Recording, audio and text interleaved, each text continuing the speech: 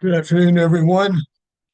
Wanted to just kind of go over, as I mentioned the other day in pre-shift, we're going to do some revamping of the wines by the glass we serve at Forepaugh, and we'll kind of be making those changes one or two wines at a time over the next month or so, so that we have in place, the what you would consider the right mix and type of wines for the spring and summer.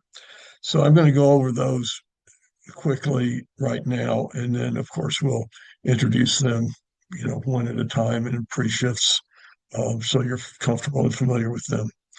The first thing, the sparkling wines, we're going to keep the Prosecco Rosé, the Bisolgeo Prosecco Rosé. That will uh, continue. We are going to replace the Veuve Clicquot with Roeder Estate Brut, which you should be familiar with because we served it by the glass for a long time. It's Chardonnay, Pinot Noir, and Pinot Meunier from the Anderson Valley in California.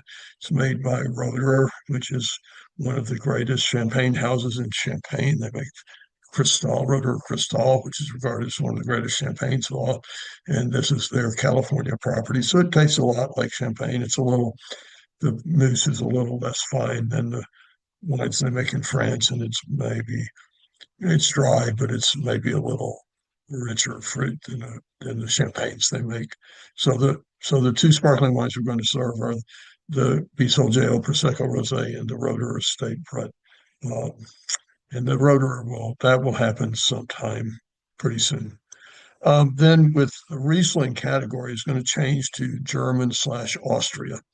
And we're going to keep the Lozen Riesling because people love it. It's very popular, it sells very well. But we're going to add an Austrian wine, a Gruner Veltliner, made by the winery is Somm Crocker, S-O-M-M, I'm sorry, S-O-H-M slash Crocker, Kracher. It's a Gruner Veltliner from Burgenland in Austria. It's got a proprietary name, Lyon. Um, this is made by one of the greatest sommeliers in the world, Aldo Somm, who's the sommelier at Le Bernardin in New York City, which is arguably the finest seafood restaurant in the world. And it's a joint venture between him and the family of Alois Crocker, who was the great one of, but really the great winemaker in Austria. So they make this. His family he's passed away, but they make this wine together. Um, and Gruner is very dry. It's very full bodied for white wine. It has a very pronounced aroma of what I always know in a blind tasting. It's Gruner Veltliner because it smells like the white part of a radish. This one is extraordinary. It's very, as I said, full bodied, beautifully balanced fruit and acidity, no oak. And because of the balance of fruit and acidity, is a very versatile wine as far as pairing with food. It is a white wine you can drink with a steak. It actually works with any kind of red meat because of this beautiful balance.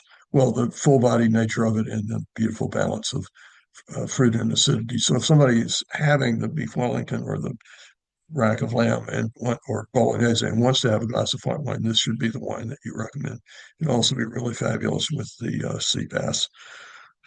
Then we're going to keep the Broadbent Vino Verde because again, it's very, very successful and it's one of the iconic kind of patio wines for the spring and summer. Sauvignon Blanc, we're going to keep the Love Block, which is, again, a very successful wine for us. And of course, it's Kim Crawford's winery, Love Block, who is everybody knows Kim Crawford Sauvignon Blanc, but most people don't know that Kim Crawford doesn't own Kim Crawford anymore. He now owns this winery, Love Block, and what the Kim Crawford that people really love isn't Kim Crawford anymore. It's Love Block. So anyway, we're going to keep that because it's very popular and successful. Then we're going to change the Mary Edwards to the Sancerre from Domaine Dolny, which again you should be familiar with because I think we were serving it by the glass when I came to work here, but we did serve it by the glass for a while. So it's Sauvignon Blanc from the Loire Valley in France. And it is again one of the iconic summer patio wines. It's very dry, very mineral driven.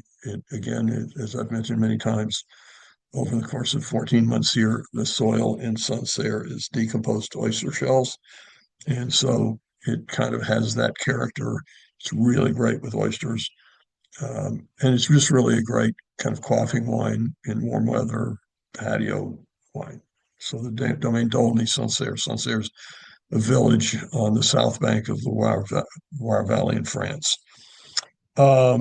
The rosés are going to change. The Chardonnays are going to stay the same. The Camille River and the Sonoma-Cutrer Les Pierre. I don't see any need to change those. They're selling well and people are really enjoying them. And we have that nice category of unoaked and oaky, relatively oaky. The Sonoma-Cutrer is not really oaky like Rombauer or something, but there's some oak character there. So we're going to change the rosés. The Bieler is going to be another Provence rosé. This is one of my personal favorite wines in the world. It's from a winery called Domaine Fontsant, Fontaintes,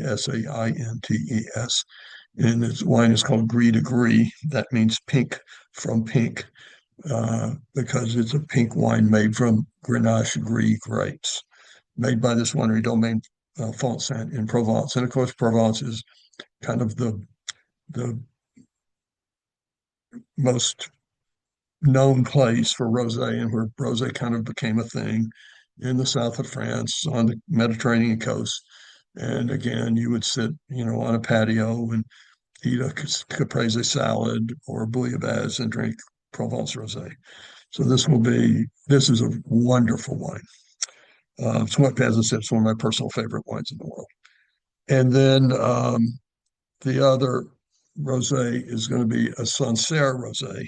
So it's a rosé made from Pinot Noir grapes from Sancerre, which we just mentioned, we just talked about, made by Lucien Crochet. And Lucien Crochet is one of the great Sancerre winemakers.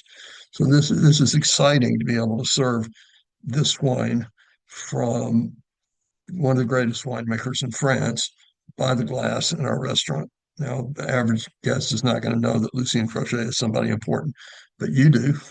And it's Pinot Noir rosé. It's kind of like the flowers we used to serve by the glass, but drier and with more minerality. And again, that oyster shell character comes through from the soil. So the two rosés are Domaine Fontsant Gris de Gris from Provence and Sancerre rosé from Lucien Crochet from the Loire Valley, both French. That's just me. I kind of default to French wines. I try not to, but I do. The Pinot Noirs, we're going to keep the same for the moment. We may be moving on from Domaine Nicot because the distributor's out of it and we only have about 9 bottles left. But I'm tasting things right now to decide what that might be. Uh, and then let's see what's next. The Malbec is going to continue to be Catena from Mendoza, Argentina, but we're going to raise the quality. So instead of the Vista Flores, which is Catena's kind of entry level Malbec, we're going to serve the High Mountain Vista Malbec, which is a pretty big step up in quality. And of course, the High Mountain Vista refers to the view of the Andes Mountains that you have from the vineyards where the grapes are grown, Mendoza. So it's very similar. It's similar to the Vista Flores. It's archetypal Malbec, but it's a lot better than the Vista Flores, a lot better. And because of Bruce's decision that we shouldn't have anything on the wine list less than $55 a bottle, that makes, for it to make sense, the least expensive glass has to be $14 a glass. And I really don't want to be serving Malbec that I pay $10 for $14 a glass. So we're going to change to the High Mount Vista, which is a big improvement in quality.